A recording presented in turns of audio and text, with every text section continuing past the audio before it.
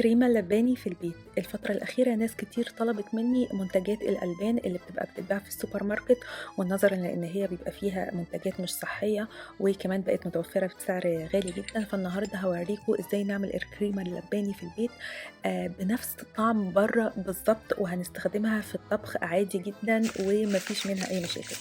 أول حاجة معايا تلت كوب من الزبدة، صفراء بيضة أي نوع زبدة، بس أهم حاجة طبعا إن هي تكون طبيعية.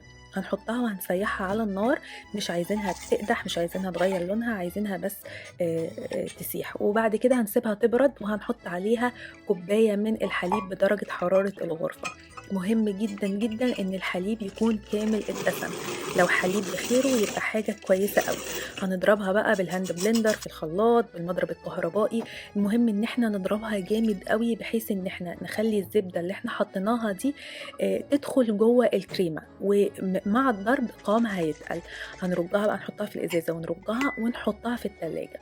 تاني يوم بتلاقوها بصوا قلبت تقيلة جدا زي ما انتوا شايفين كده، وقوامها بيبقى تقيل وطعمها طعم الكريمة اللباني بالظبط. لو في نصيحة هديها لكم علشان تحصلوا على قوام عامل كده، هقول لكم استخدموا حليب كامل الدسم، ويا سلام لو في قشطة. لو عجبكم الفيديو ما تنسوش تسيبوا لي في الكومنتس تحت تقولوا لي عايزين ايه تاني من منتجات الألبان بس بطريقة طبيعية.